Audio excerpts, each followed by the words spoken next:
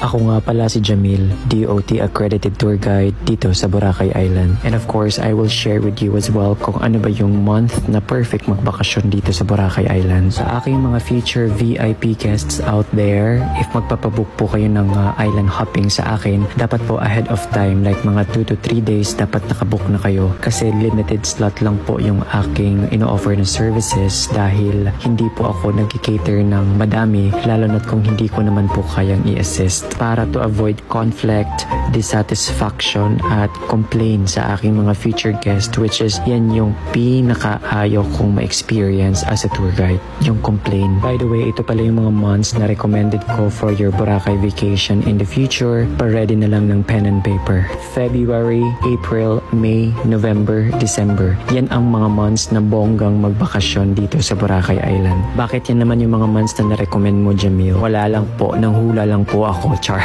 Been living in Boracay Island for 3 years and as my observation and experience na din, ito yung months na masasabi kong okay ang weather and paradise talaga ang mai-experience ninyo sa Boracay Island. Ang route pala namin for our island hopping is Puka Beach, Magic Island, and snorkeling activity because my guest wants to do some sightseeing sa island, mag-snorkeling, and then itry yung aming boodle fight setup. Although wala siya sa ating video kasi na-delete ko na siya.